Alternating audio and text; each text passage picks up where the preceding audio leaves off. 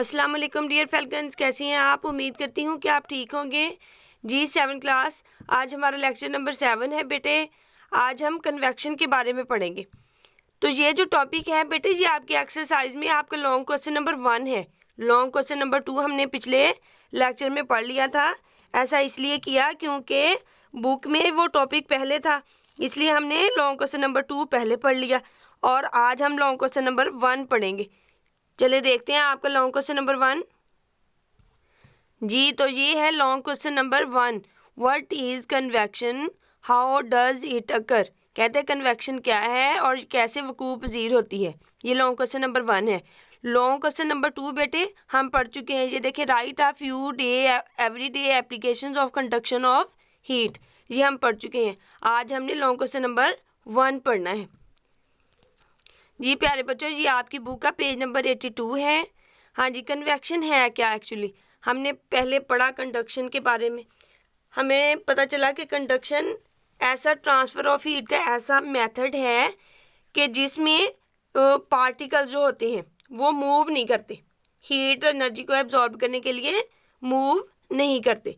वो अपनी जगह पे रहते हुए वाइब्रेट करते हैं और एक दूसरे से बम्प करते हैं, टकराते हैं और हीट एनर्जी को पास करते जाते हैं। लेकिन कन्वेक्शन क्या है, जब हमने फर्स्ट लेक्चर में पढ़ा था कन्वेक्शन, हमने एक एग्जांपल पढ़ी थी कि टीचर के पास डेट्स के पैकेट हैं और उन्होंने अपने बच्चों से कहा, स्टूडेंट से कहा कि बेटे आप एक एक करके मेरे पास आते जाएं और एनर्जी पैकेट मतलब डेट्स के जो पैकेट हैं वो ले लें। तो जो टीचर था वो क्या था, वो था सोर्स ऑफ हीट, ठीक है। और बच्चे क्या थे, वो थे पार्टिकल, ठीक है ना। वो पार्टिकल सोर्स ऑफ हीट के पास गए, उन्होंने वहाँ से हीट एनर्जी एब्जॉर्ब की और दोबारा अपनी सीट पे चले गए। ये कन्वेक्शन की एग्जांपल थी, ठीक है।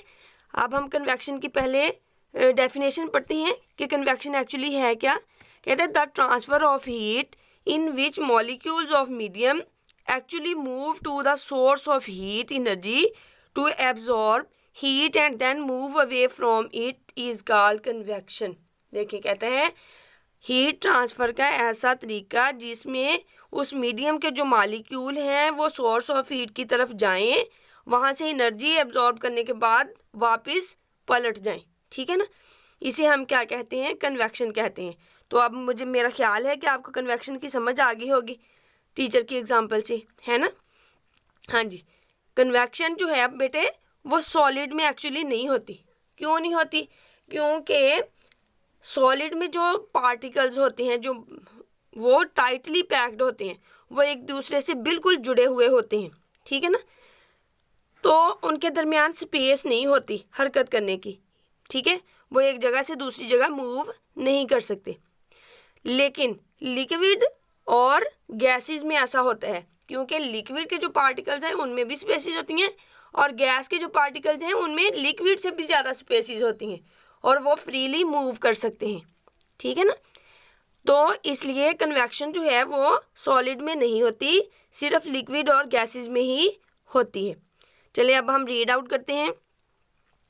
Unlike particles of solids, particles in liquids and gases move from one place to another. कहता है सॉलिड के बरअक्स, मतलब सॉलिड में ऐसा नहीं होता, जबकि लिक्विड और गैसेस में पार्टिकल्स एक जगह से दूसरी जगह मूव करते हैं। कहता है take a beaker and put small pieces of paper in it. कहता है एक बीकर लें और उसमें कागज़ के छोटे छोटे टुकड़े डाल दें। Fill half of the beaker with water, beaker को आधा पानी से भर लें।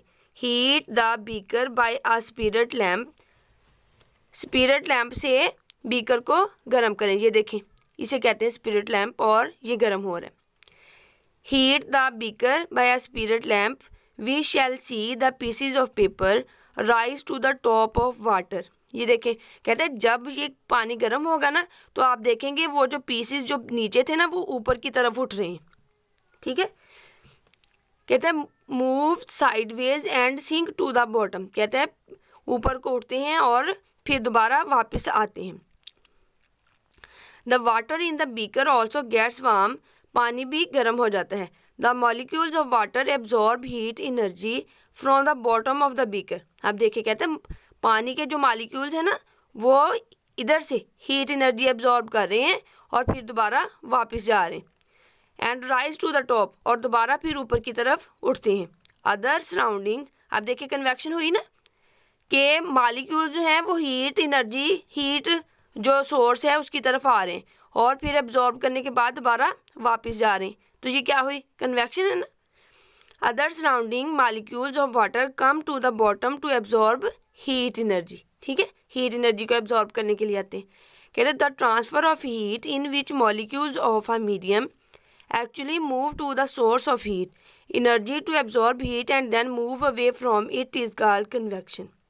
कहता है हीट ट्रांसफ़र का ऐसा तरीका है जिसमें मालिक्यूल्स, मीडियम के मालिक्यूल हकीकतन सफ़र करते हैं सोर्स ऑफ हीट की तरफ और हीट एनर्जी को एब्जॉर्ब करने के बाद वापस चले जाते हैं।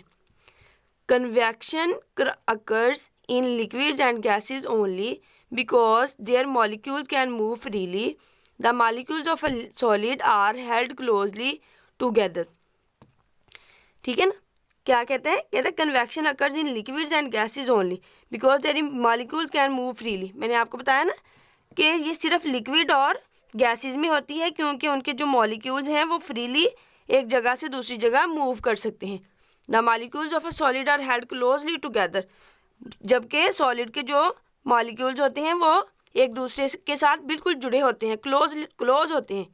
They can not move freely, therefore convection is not possible in solid. इसलिए सॉलिड में कन्वेक्शन पॉसिबल नहीं है। The upward and downward movement of molecules of water और air is called convection current.